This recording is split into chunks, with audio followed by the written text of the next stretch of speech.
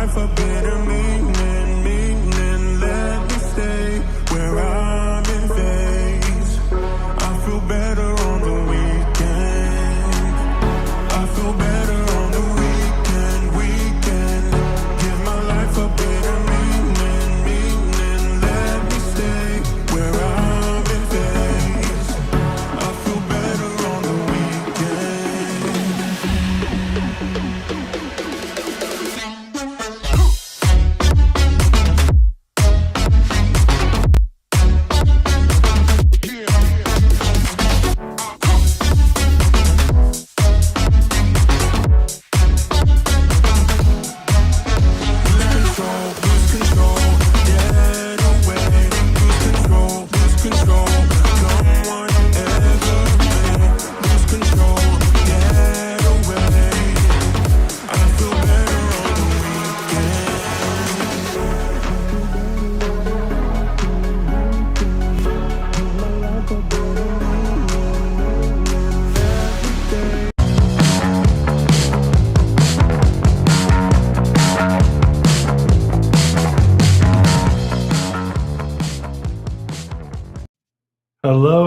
Hello, everybody. Welcome. My name is John Good. If you don't already know that, I'm sure most of you do because you found the channel somehow. But welcome. Today's Wednesday, June 11th, 2025. This is the June episode of Cyber Hour. So let me make sure that my audio is working and everything here. Cool. If you haven't seen the show before, the main purpose of this show is basically to get on here for about an hour and talk about cybersecurity things. If you have career advice questions, if you want your resume reviewed, all those kinds of things we talk about on this hour. And of course, throughout the channel, there's a whole bunch of other content, training videos, career advice, all that stuff that you can watch after the show. But that is the purpose of this hour, is to really hang out and talk cybersecurity stuff, career stuff. Now, with that being said, one of the nice things that you can do on this show, and you can't do it anywhere else, it's the only place, but in a minute here, I will go ahead and put the link to the show in the chat so you can actually hop on here. And if you want to ask questions with your video on or just your audio and just ask them directly, you can do that. Or if you want your resume reviewed, you can share it on the screen. We can walk through it step by step and the different sections, and I'll give you direct feedback on that as well. That's a service that normally is not an inexpensive service to do. It's highly valuable. I've done it for a ton of people, and it makes a dramatic difference. The other way you can do that as well, if you don't want to get on the show, you can, of course, chat your questions and things in the chat. You can also go to my Discord server. If you see the link below in the description, then you'll be able to go to the Discord server, and there's a section where you can actually fill out a form, submit your resume anonymously. You can black out everything that you don't want to be shown on the internet and omit things and do whatever. Just show me what you want to have reviewed, and we'll review that as well. Now, you have to do that before, obviously, the show ends, because I'm not going to retroactively go back and do it. But it's just another way that you can have your resume reviewed. Now, with that being said, if you join the show, you do get priority.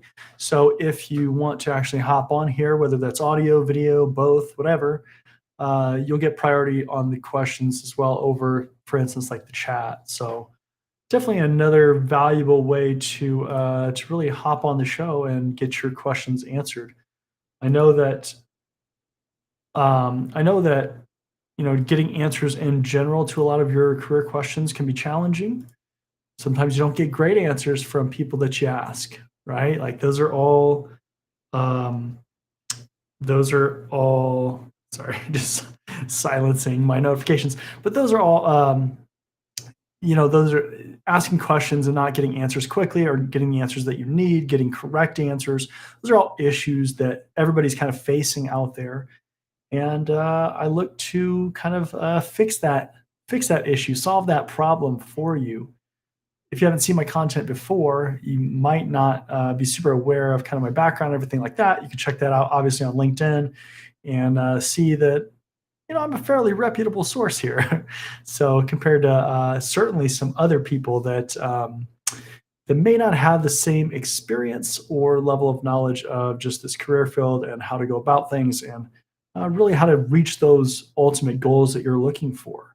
It's really important that you get that information from a reputable source because if you don't, you could end up wasting time on things that don't matter, doing things that don't matter, going down paths that don't matter, choosing jobs that don't matter, maybe not negotiating the correct things for jobs. There's all kinds of issues that can result from that. And again, that's why I do all this content. I've been doing this content for really about 5 years now. That's crazy to think. 5 years I've been doing content, all cybersecurity stuff. So on this channel too, whether that's threat intelligence or training videos, career advice, you know, a ton of different things. Now, with that being said,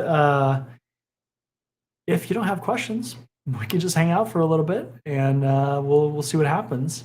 But certainly, this is a time to really take advantage of this opportunity.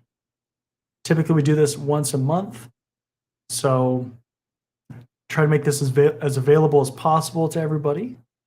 And then, of course, after the show, if maybe you didn't get on here, you can hop on the next show or check out cybertrainingpro.com. So cybertrainingpro.com is where I put all my courses. And also, that's where I offer things like career coaching, where it's one-on-one. So maybe you don't want to hop on the show, but you want career coaching directly. You want to ask questions for a session. Totally understand it. That's definitely a different avenue, and some people prefer that. And you can sign up for that on Cyber Training Pro. So again, cybertrainingpro.com. So let me go ahead and I'm going to put the link in the chat. So if anybody wants to hop on here, you certainly can. Let's see here. And also too, just let me know where you're watching the show from. I'm always curious where people tune in from. Get people from all over the world. I had people from Africa, Asia, Europe, United States. Of course, I'm in the United States, so the time certainly aligns, I'm sure, a little bit better with people that are in the US. But depending on where you're at, this could be the morning. For you, it's for me, it's the evening. So, but it's always interesting to see just how far the reach is of my audience. All right, let me put this link in the chat.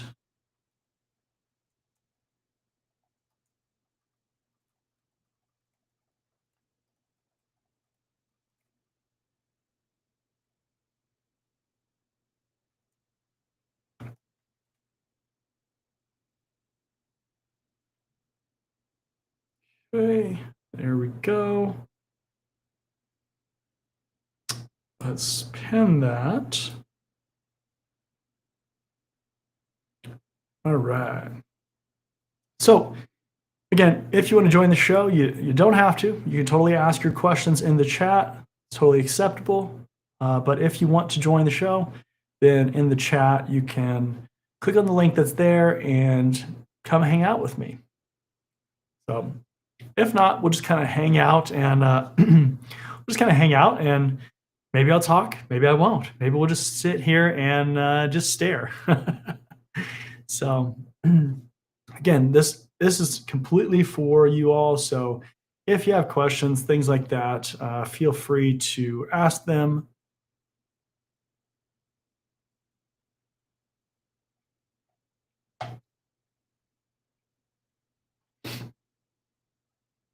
Let's see here.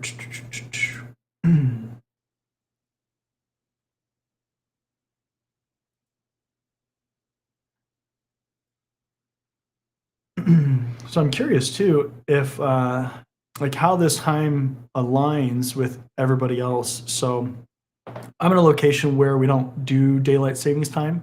So I try to keep the time the same. And of course, for me, it stays the same, but it changes for everybody else. Hour forward, hour backwards, whatever it is. So it's always interesting with daylight savings time. Let's see. Well, while we're waiting to see if people have questions,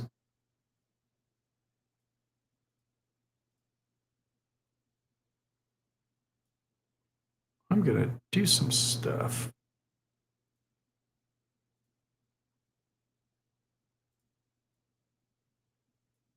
Let's see here. What to do.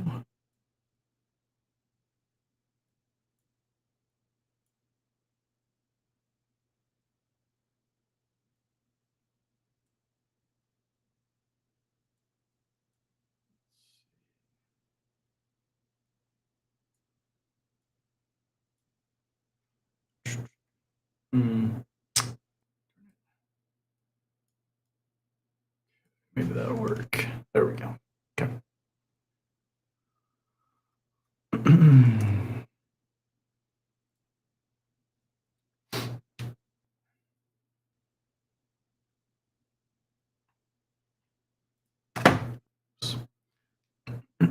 So I'm going to use this time to research some stuff while people are hopping on and off. And, again, if you have questions, feel free to ask them.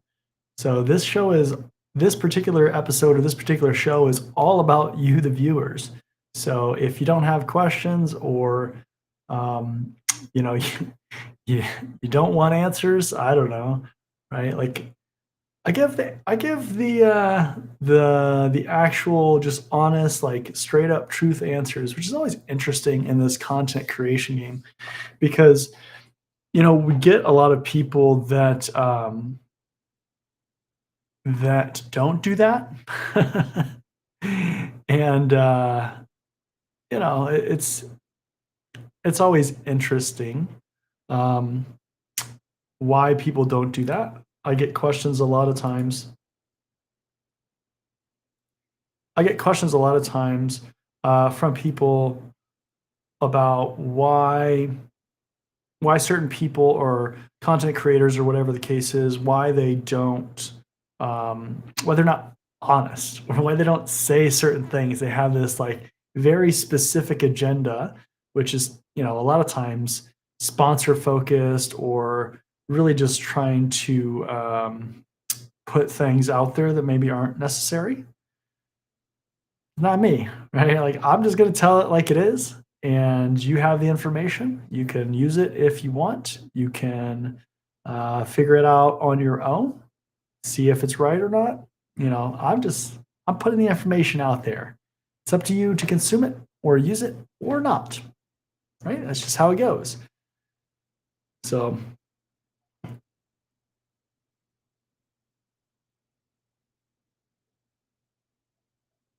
again, if you're just hopping on the stream here, we're just hanging out. This is Cyber Hour. That's the name of the show. Do it once a month. Really, again, the goal here is just to allow you to ask questions. If you want to hop on the stream, check out the chat. There is there is a link in the chat where you can join the show if you want to hop on the video or audio. If say you want to have your resume reviewed, ask questions, things like that. You can also join the Discord server where you can submit your resume and we'll review it on there. And you can submit it anonymously too, so it doesn't have to. You don't have to have your name or anything in there. You can really omit anything, even if you just join the stream. You can omit whatever you want. So,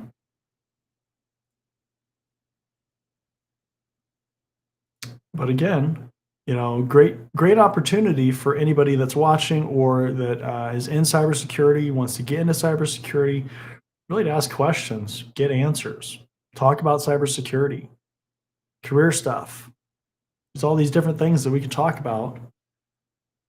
And yeah.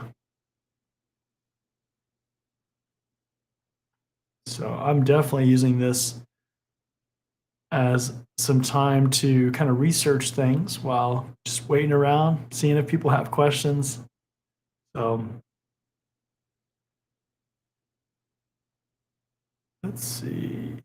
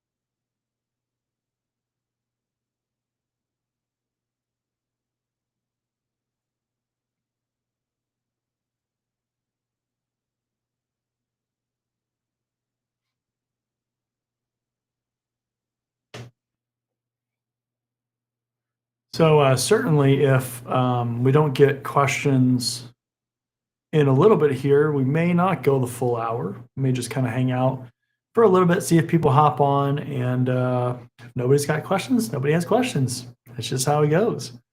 So again, it's totally for all the viewers, totally for the community. Just hopping on here, giving you a platform or opportunity to ask questions all the time about certifications, about resumes, interviews, jobs, job applications, types of jobs to apply to, all kinds of different stuff. So it's always interesting to see kind of what's going on in people's careers and in their journeys. A lot of times the interesting thing too is that a lot of these things tend to repeat themselves. So we have a lot of people that are in similar situations where they're going through similar kind of scenarios or similar, experiences, similar jobs, similar transitions, maybe layoffs, all these different things. And the lessons a lot of times are the same. And that's one thing that honestly, especially in cybersecurity, things haven't been that great historically as far as information sharing or just knowledge sharing. A lot of this content creation stuff has changed that a little bit, where there is more information out there, certainly. Again, some good, some bad. So you have to be careful with the source that you're getting it from. But it is certainly opened the door to a lot of different things and really access.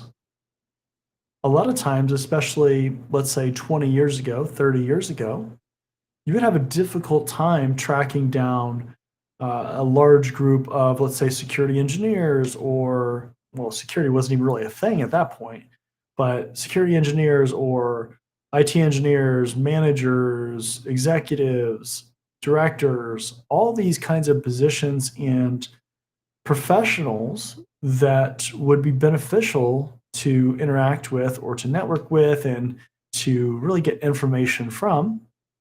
And a lot of times, the only time you have access to that would be to go to things like conferences. And of course, that's kind of changed in today's landscape. A couple of years ago, we saw a lot of these in person events, they went to online. So, we saw a lot of kind of online conferences being held, even though they were traditionally in person events, which is interesting. We've seen several of those go back to that in person kind of situation or position, and that also makes some sense because in a career field where we're so heavily reliant on technology and being remote and interacting with people over the internet, it gives kind of that puts that face on things where you're able to meet people that maybe you're interacting with that you hadn't seen before. Makes it a little bit more personable. When you're just doing everything online, it um, kind of keeps things a little bit separate. It's not as personable, so it's not you're not directly. It doesn't feel like you're interacting with people as directly sometimes, even if you have like cameras on, which that can help. One thing that people run into a lot with remote jobs is if you're always working remote and you never get to see people, even just like people in general, if you just always stay in your house, well, then you might develop some social issues because you're not interacting kind of in that normal way. So Let's see here.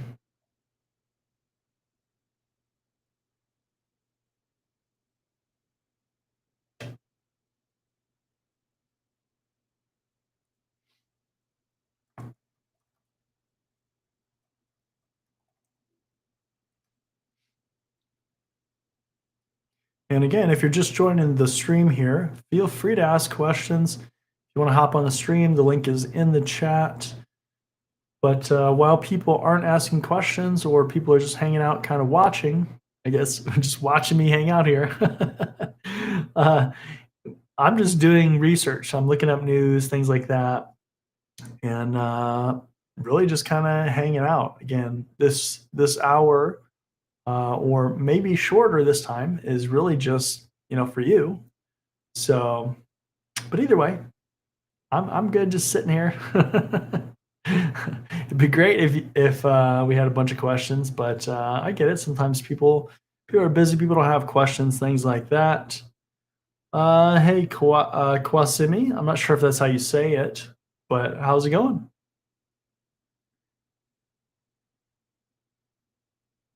Let's see here. Maybe should I turn this on? Yeah, I can turn that on. I can leave that on. Actually, let's see here. I probably can turn the other chat on.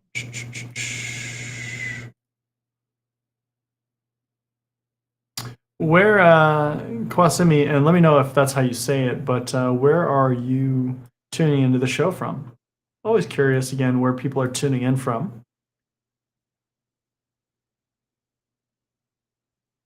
See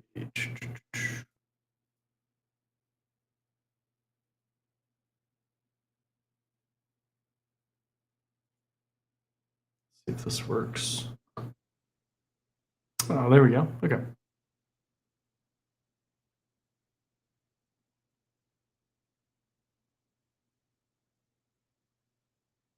Hmm. Oh, okay. So I have that turned on. Got it. There we go.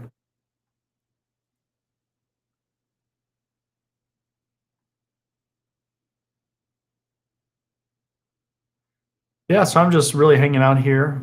Again, seeing if people have questions or things like that. And yeah, we'll hang out for maybe an hour. Usually that's what it is. Maybe a little less if people don't have a bunch of questions. But yeah, we're just kind of hanging out right now. Let's see here. Currently 1:26 a.m. in the UK. I'm a subscriber, but only watch for cybersecurity advice for certifications. Question is, can I get into a great university, DMU, or should I just just into certs? So I'm not sure what DMU is, but regardless, the to get into the career field, a degree is not a firm requirement. One of the things that I see all the time, and this is like very common kind of beginner mistake, misconception, however you want to phrase it. Even people that are in the career field or in IT or something like that, they have this conception, this idea that a degree is a mandatory requirement. When we look at job postings, a job, and I just had somebody comment this the other day asking kind of a similar question. Um, but when we look at job postings, a job posting is essentially a guideline or kind of a blueprint of some of the things that an employer is looking for a certain to fill a certain type of role. So in a candidate that's going to get hired into a certain role. So you see things a lot of times like degrees or certifications, skills, technologies, whatever. So as an employer, when you have a job posting, if somebody meets all of the requirements and they are fully qualified for that job, so let's say they meet 100% of the requirements, most likely you're not going to hire that person. And this is kind of where people get confused because they think they have to be at 100% to get that job. When in fact, if you're at 100%, you are overqualified for that job. Typically, an employer wants to bring you in somewhere in the 40 to 50% salary of the pay grade that exists. So if it's 100 to if it's 0 to 100,000, let's say, They're going to try to bring you in at like $40,000, $50,000 per year. That's just an example, but that's the idea. Because then there's room for growth and promotions or raises, all that kind of stuff. Okay, so when we look at a job posting, there's a whole bunch of different stuff. And a lot of times it's not one specific thing that's a requirement. So if you see a degree, you see certifications, you see all this stuff, the employer is looking for the best candidate within reason of what they receive in their candidate pool, and they try to get the most from a candidate that they can with trying to be reasonable with what they pay so they have long-term trajectory, so you don't come in for 6 months, get bored because you're not paid a bunch and they can't really promote you and all that kind of stuff. Okay, so as far as a degree though, specifically, even certifications, none of that stuff guarantees you're going to be proficient in a certain job, right? It's just another way of getting some education and kind of improving your status. A degree is certainly a something that can help you in learning. Excuse me. And I have videos on this stuff too. But degrees can help you in kind of a structured path. So even like certifications, it creates this structure of what you can do. Now, long term, degrees certainly have value. There's a lot of companies in certain industries, things like that, where they want to see a degree. For instance, in the United States, if you're going to go work for like the U.S. government, the Department of Defense, things like that, they want to see degrees. Consulting, a lot of times they would prefer to see degrees. It might not be a firm requirement, but it certainly can help. But here's the kicker. Degrees have gotten so expensive in a lot of cases that if you get a degree and let's say you go $1 million in debt, that's not going to work in your favor. So there's also a cost balance here, cost benefit balance, where it needs to be affordable. And then it certainly in the long term can work toward your advantage because it's one more thing that you have in order to meet those job requirements on those job postings. So that's kind of like a very conceptual, high level assessment of like what a degree is or like why that can matter. But no, it's not. It's not a requirement or necessary to do the job.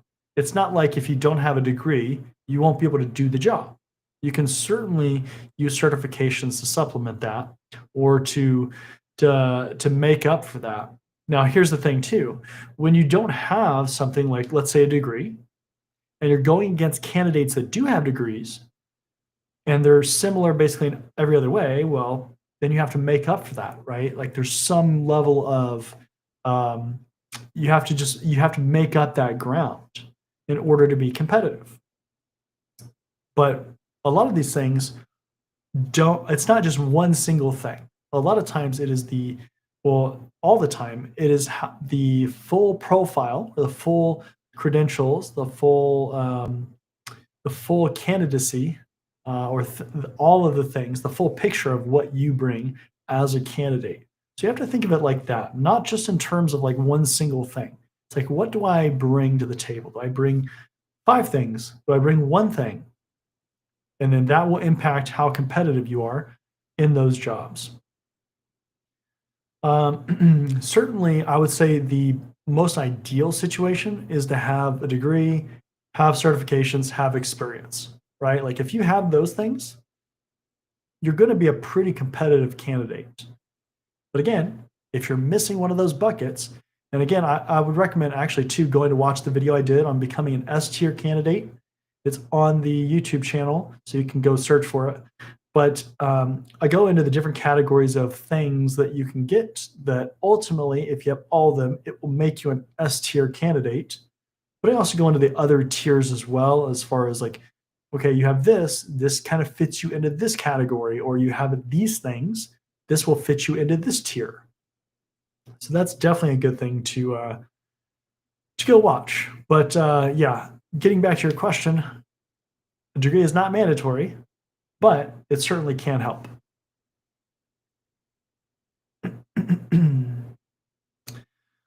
Nurme, how's it going? Glad to have you here. where are you watching the show from? Again, always curious. I always like to ask people where they're watching from. Let's see. De Montfort University achieved gold from NCSC. Don't look just at award. What is the NCSC? What is that? National Center for. That's not it. You're in the UK. It came up with the National Center for State Courts. National Cybersecurity Center. It brought up something else in the U.S. So, um, yeah, I mean, that sounds very similar to what we have here in the US, where it's the NSA, the National Centers of Academic Excellence. Certainly, those kind of universities are ideal because they're meeting a certain standard in order to be on those lists or to get those accolades and awards versus like some university or something that has nothing, right? We would certainly prioritize those ones that have met a certain standard because those are going to be at least recognized programs. And a lot of times they will be affordable universities, but you could see super expensive ones on there as well. Um, Interests me is mainly the placement year into the industry. What's your opinion on just going there for that? I mean, certainly if they have a high placement rate, that can be beneficial. One of the challenges with degrees, and it depends on their track record too, like how long have they been successfully placing people and what is that percentage? Because one of the problems with degrees, a lot of times, is they are three, especially if they're like regular kind of degrees, 3, 4, 5 years long.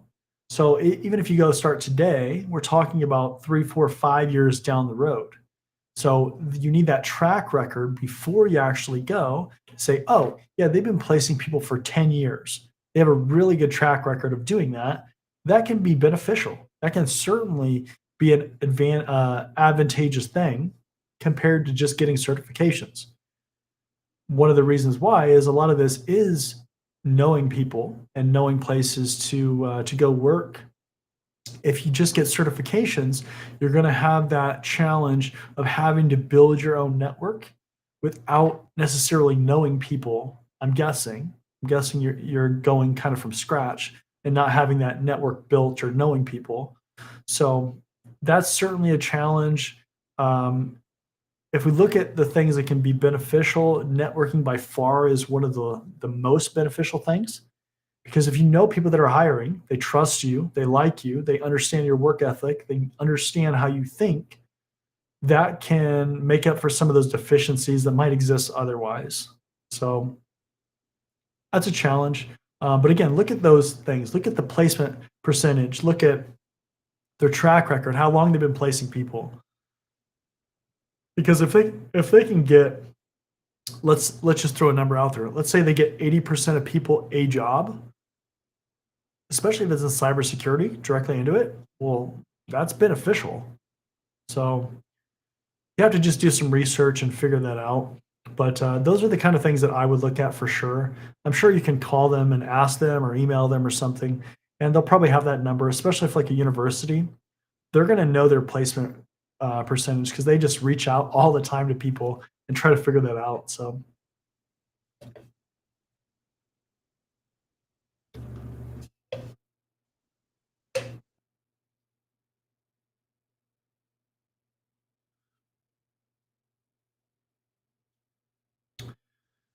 the public data had friends that ended up in the placement year working in the police, banks, and the government.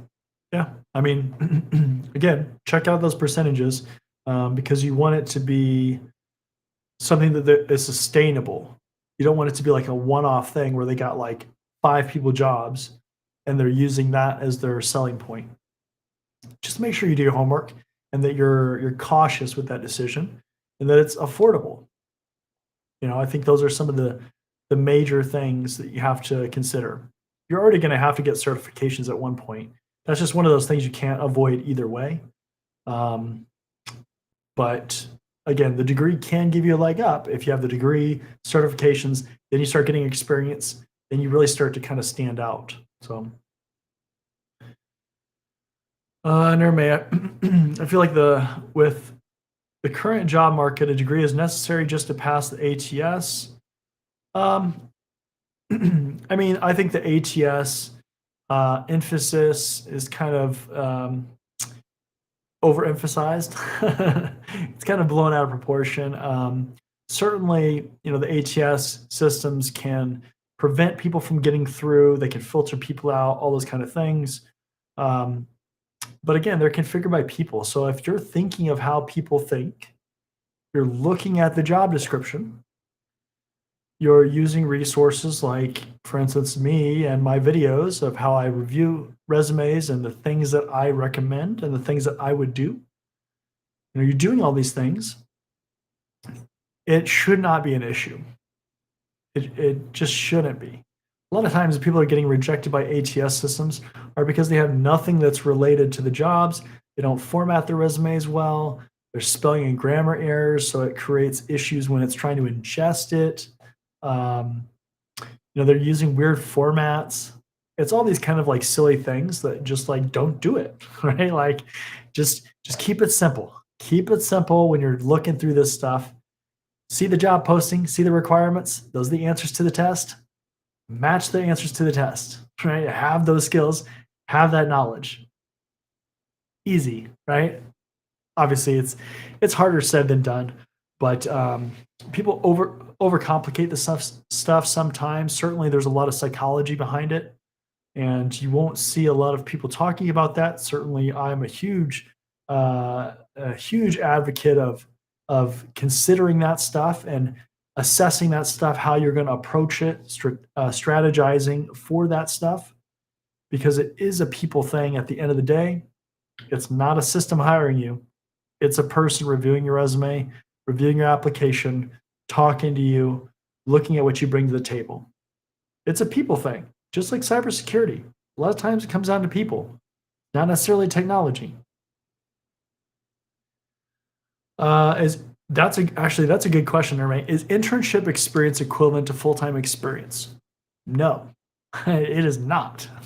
So this is another misconception that people have. This is a misconception that I thought originally until I learned otherwise.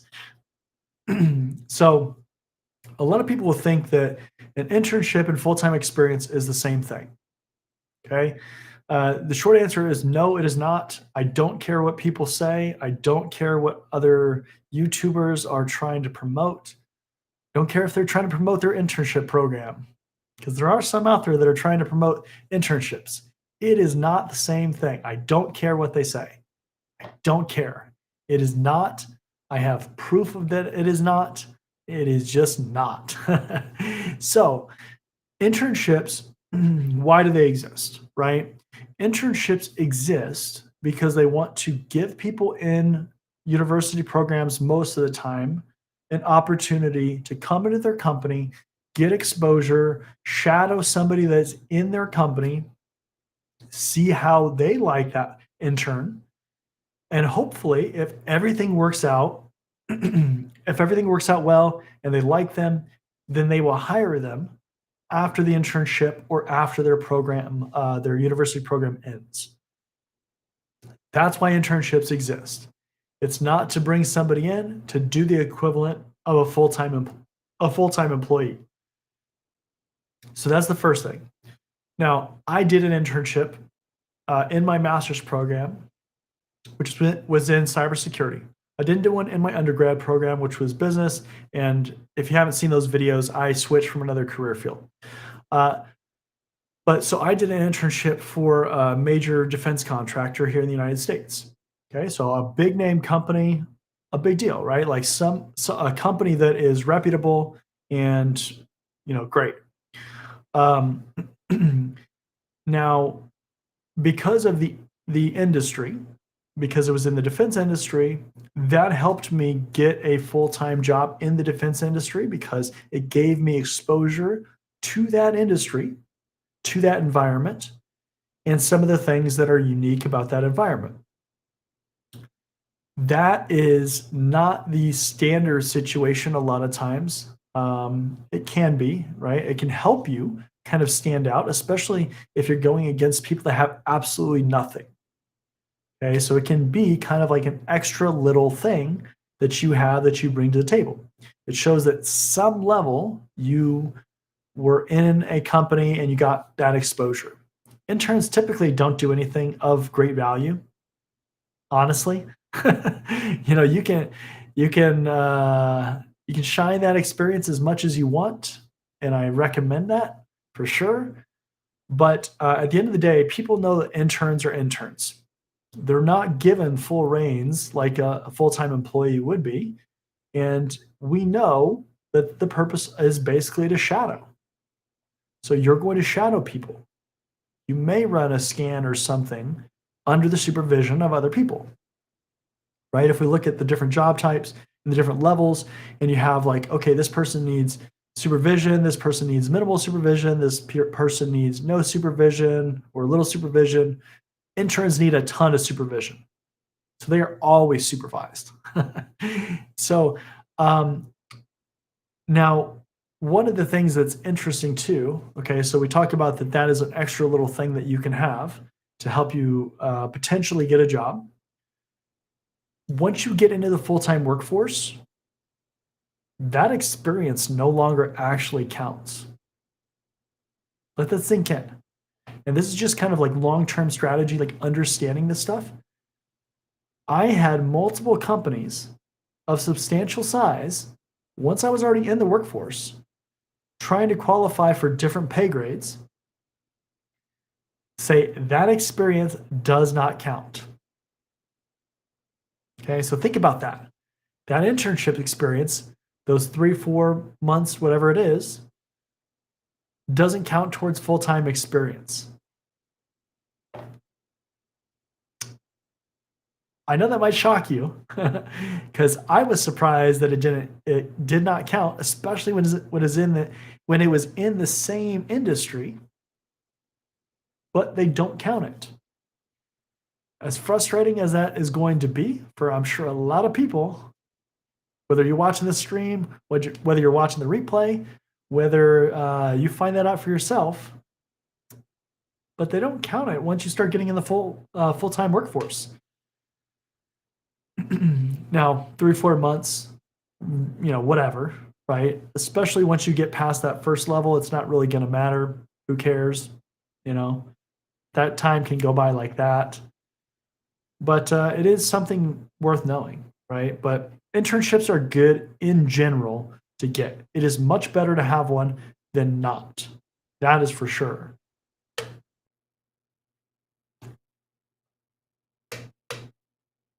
Nerme says California.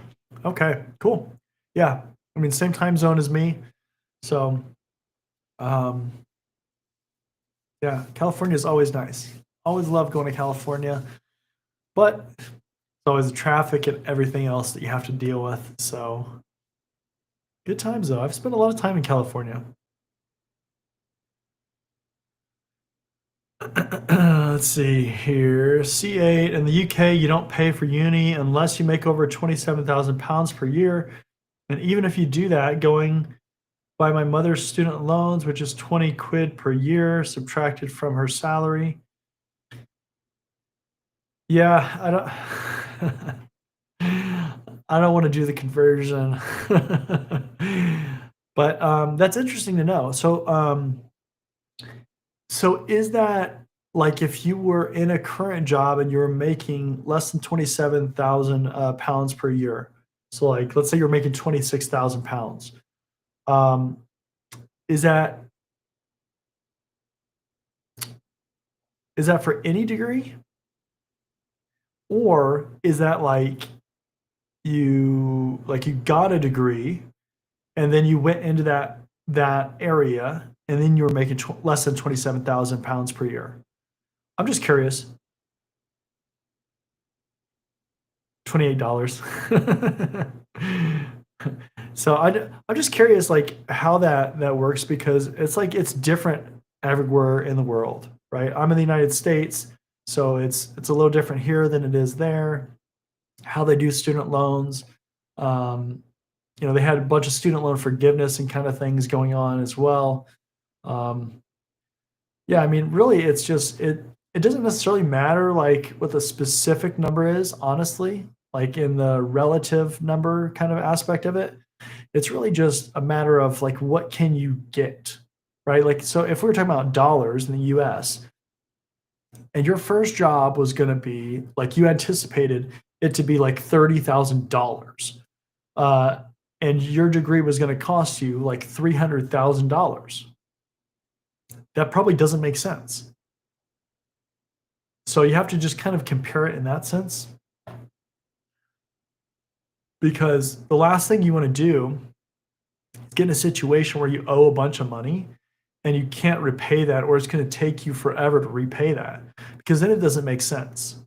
Now, a lot of times in these tech career fields, you can, escalate your salary really quickly. And so that's obviously something to consider as well. But you also don't want to be in a spot where you're in such hardship, such financial hardship, that it makes, life unbearable. Like you can't afford food or like those kind of things that you absolutely have to have. So, save me probably months of working for free. Cannot lie here because I have someone, my aunt's husband, he works in IT, and he told me to work a year or two in the industry and not bother with uni. I'm the requirements for a lot of the entry level jobs are very different as you climb the ladder. I've been in large companies where they just will not promote people to a certain level if you don't have a degree. Now, that doesn't mean you can't go work in the workforce and then get a degree later if you need one. You could totally do that as well. I don't really know what your age is. Typically, if you're a traditional age student, you're better off getting a reasonably priced degree than trying to jump directly into the workforce, because you're young, you're in a situation where it's not going to dramatically affect things, and then you'll have the rest of your life to work. You're already used to being in school and doing those kind of things. You're already in that mindset. When you come back later, it becomes a little bit more challenging because you're not in that mindset of school. So, and also then you have to get remotivated to want to do that. That can be challenging. Say you meet somebody and you start a family or something, start getting a new house, like um, all these responsibilities, these life things that can make life more challenging to kind of undo or go back and take steps backwards or introduce something else that's going to be more expensive. And that's the thing too, right? Like once you start amping up that salary in the tech career field, then you start getting above that 27,000 pounds per year, right? And then you start again introducing other things where, like right now, if you're not making anything or you're making 10,000 pounds per year, you're going to have that advantage of that discounted university or that free university stuff. So it's you have to weigh all those decisions and those possible options in order to kind of decide what is best. So it's hard. It's definitely not a one size fits all. Like I could give you a blanket answer, but it almost always there's some unique things about people's situations, where it may or may not make sense. Sometimes it's hard to give general advice that's going to apply to everybody because, for instance, you have a situation where you might have an advantage to do something specific.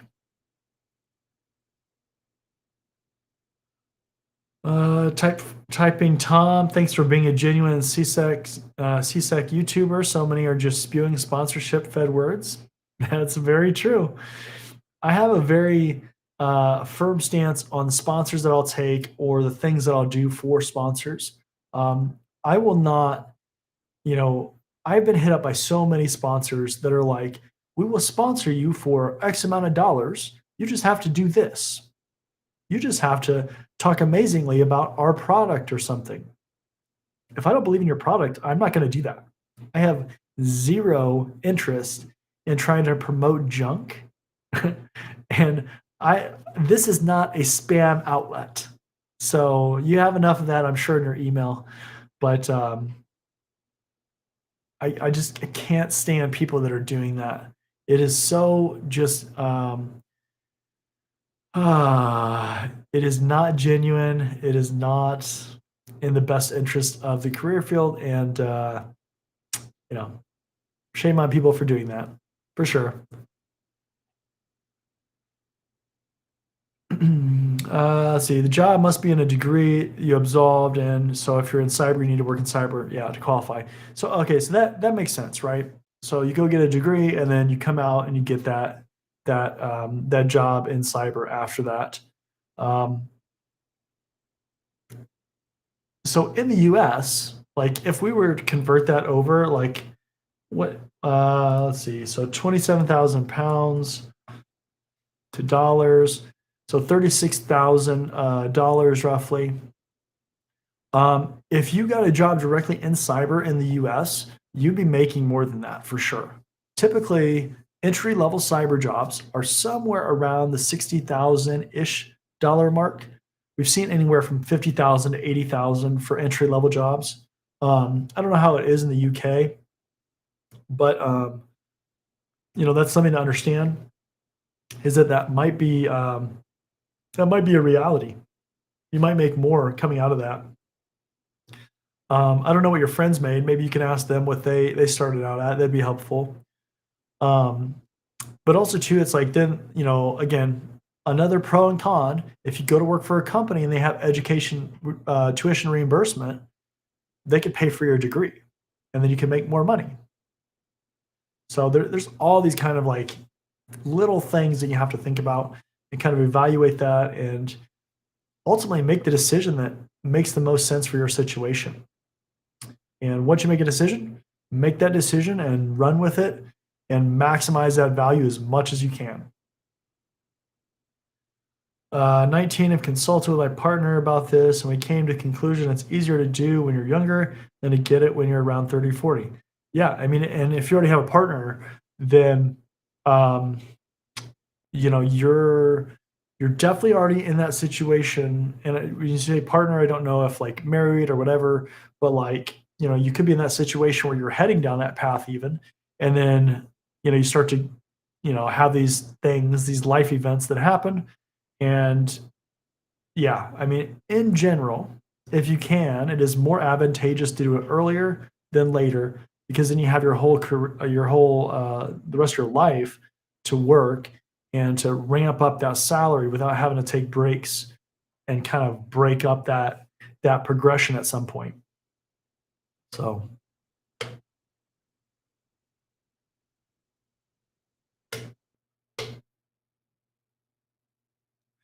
what's your opinion on community college degrees? Do jobs care? Currently studying for my AAS at a community college and transferring to a regional university or regular university and completing my BAS in cybersecurity. So I mean, if we look at degrees, right? Like an associate's degree is obviously better than no degree at all. Bachelor's degree is better than associate's degree, right? Like it's just the higher the level of degree, the better off that you are. Just blanket statement, generally speaking, that's going to be true. Um, so if we're looking at candidates, right? An associate's degree is better than no degree. That is a higher level credential than no degree. But again, it comes down to the full candidate, that full perspective of that candidate and what they bring to the table, their full profile.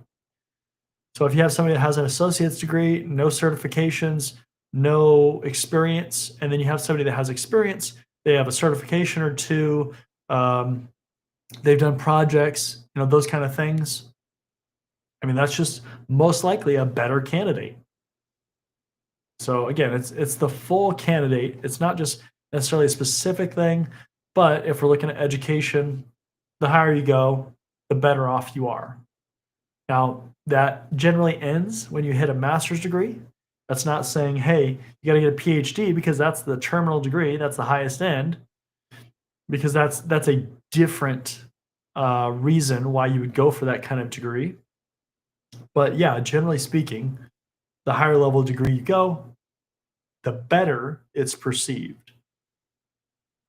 So yeah, definitely you'll get that bachelor's since you're already getting the associates. That'll be good. Yeah. And you'll want to supplement that obviously with like certifications and things. Just makes sense. I know you said you would get the Network Plus over the CCNA, but wouldn't the CCNA open up more doors? I feel like I see way more kids with the Network Plus because it's much easier. So I had two CCNAs and a CCENT when I was starting out. Probably don't know what the CCENT is if you're just starting out, but it was essentially the entry level. Um, it was the entry level certification for Cisco. You would get the CCENT, then you get the CCNA because it would be a two exam thing. Basically, the CCENT was half of the objectives, and then you could take a shorter CCNA portion. So you break it up basically in two exams, or you could take one exam. And it was called a composite exam.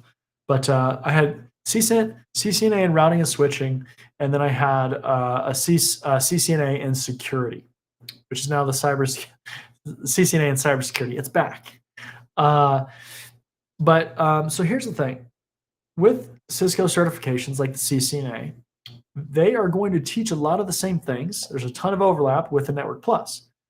They add on top of that, though, also the Cisco specific stuff. I never used the certification knowledge enough to justify getting those certifications throughout my career. It never happened. The Network Plus, sufficient. So when we're talking about efficiently using your time and effectively using your time and resources and money and all that stuff, getting the Network Plus is sufficient. They have actually increased the difficulty of the Network Plus so that it is definitely sufficient if you want to go into cybersecurity. Now, with that being said, in the IT world, the CCNA is definitely looked at more favorably. In the IT world, when I talk about IT and cybersecurity, information security, these are different avenues. They're really different departments in a lot of places. They're seen differently. They're not the same thing. I'm not going to go into that in this show, why that is, or debate that, but they're different things. So if you want to be like a system administrator, a network engineer, those kind of IT-centric roles, get the CCNA. Okay. A lot of times, and really the primary base of my audience, of the community, is cybersecurity focused, which is why get the Network Plus, keep moving. You don't have to go for the CCNA. You'll get more knowledge certainly in the CCNA because you'll get the Cisco specific stuff. But is that better if you're not going to use that stuff? You're just learning to learn it? Probably not. Especially in today's world where it is much more about cloud networking and those kind of things, which is completely different. Right? The Network Plus will cover you for cloud. It'll cover your networking knowledge for cloud because you're not going to have to know how to run a specific Cisco command in AWS.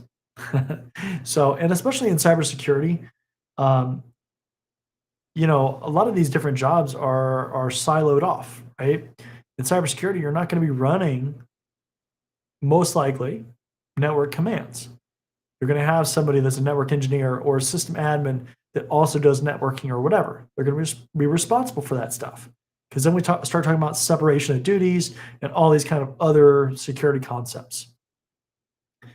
So I could really go into super long discussion about that, but essentially those are kind of the different avenues or reasons why you might choose one over the other. But if you know you want to work in cybersecurity, you can use your time more effectively just by going for the Network Plus and then kind of, just keep progressing, keep going through the roadmap that's in my ebook, and and don't worry about the CCNA. It's not always about necessarily the number of openings or potential doors that can open, because if it doesn't matter, right? Like if you're trying to go into cybersecurity, it doesn't matter if you qualify for a network engineer job. And I'll give you this too. A lot of network engineer jobs, you're going to have to get at least a CCNP to get those. They're not going to want a CCNA. They just don't. They want a CCNP. Because a lot of times they're just going to have a couple people, maybe one person that's doing the network engineering. So this career field is so much about effectively using your time and resources and money to do things that matter, that make sense, not just learning to learn.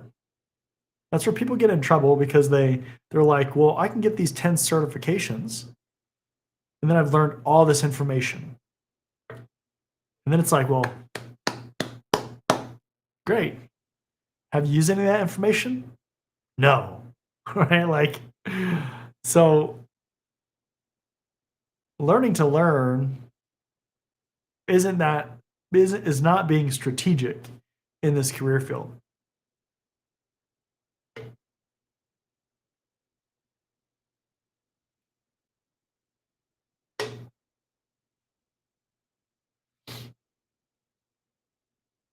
Let's see, 28 to 30, then it really compounds over the years. For example, a senior job pays around 85 to 120.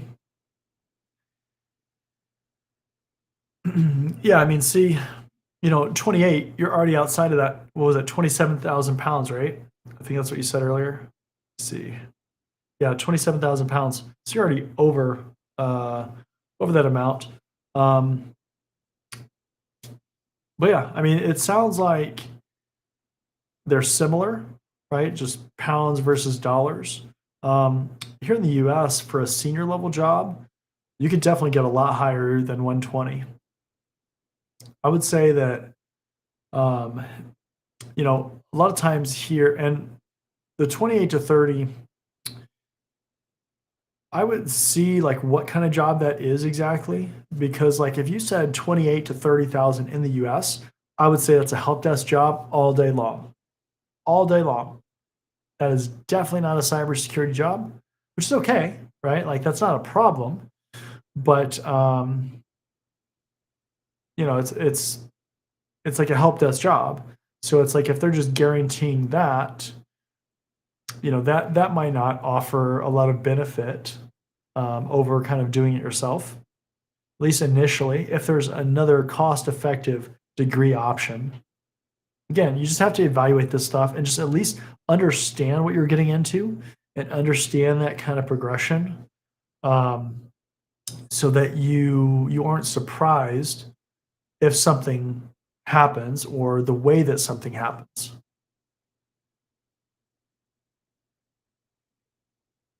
See, I tend to learn really well by reading books. Are there any books you've read that you'd recommend? I thought the TCP/IP guide by Charles Kozaruk was very helpful. Honestly, a lot of the books that I've read, if you go to just Amazon or what's the other one? Is it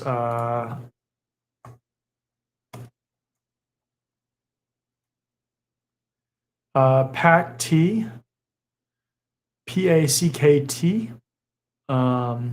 It's a publisher. If you just go to like websites like that and you just search for like cybersecurity books, if you just want general reading, those are really good. Because there's so many. Just look at the reviews and look at the average ratings and stuff, and you'll see so many books out there. Like I literally had a bookcase full of books, some of which I never read, and I just ended up donating or recycling, like because I just accumulated so many that I just never read, right? Like just never read them. But a lot of my book reading has been with certification books, because so much of this stuff really has gone to things like white papers and tutorials and all that kind of stuff.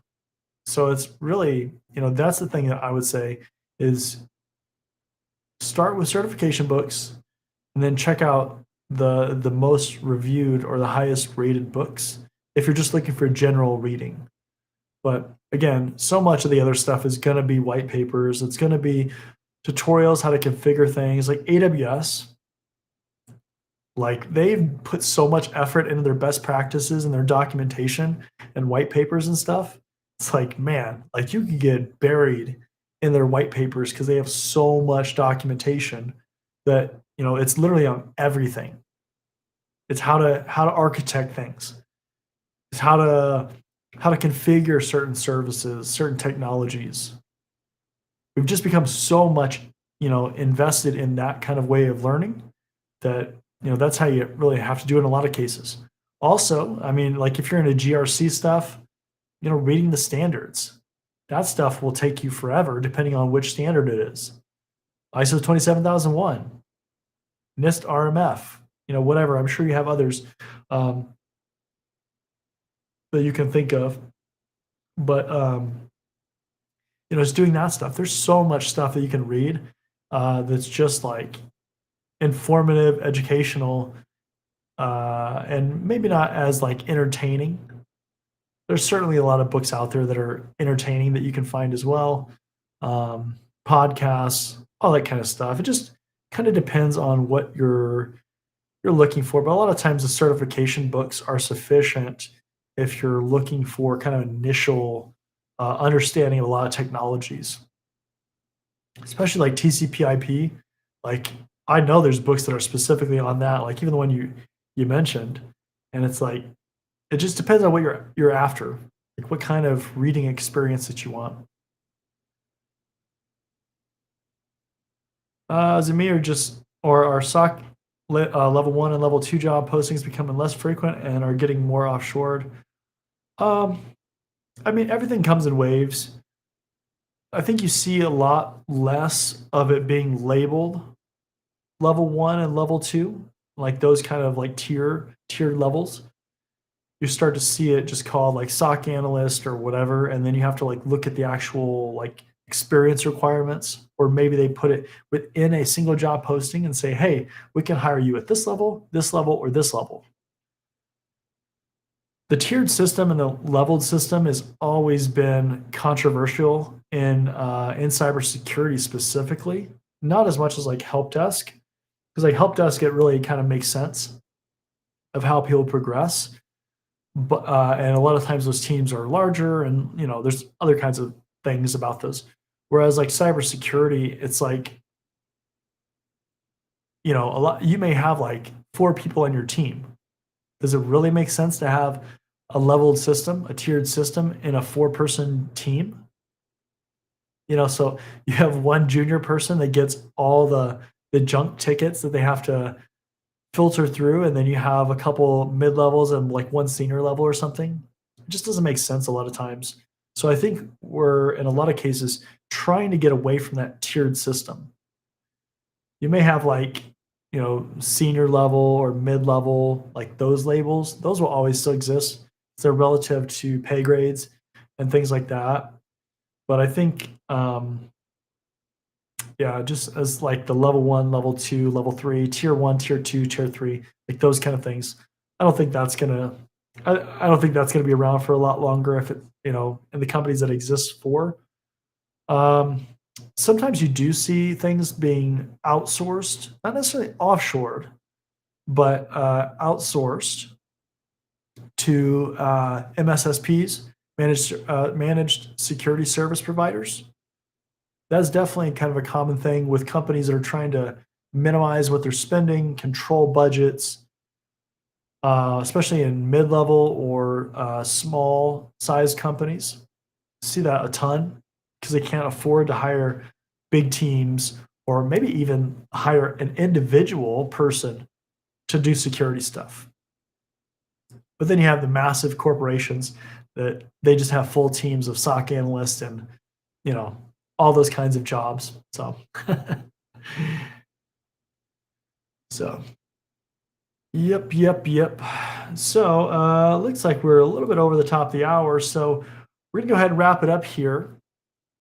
But appreciate everybody that was asking questions and joining the show and everything like that, and tuning in. It's always great to see people that that have questions and that just want to get answers and talk about cybersecurity stuff. It's what we're here for. It's what I'm here for. It's what I create the content for, right? Over 5 years of content creation. So, with that being said, make sure to check out the description for all the related resources to this show, to this channel. Again, we'll be back next year doing next year. We'll be back next month with another episode of Cyber Hour. Same idea. And that way, if you think of questions between now and then, you can certainly ask those. Also, make sure to check out the Discord server. The link is in the description. And we can interact over there. If you have more questions or anything like that, you can obviously always comment them. But with that being said, thanks to everybody for hopping on here. And I'll see you next time. See you later.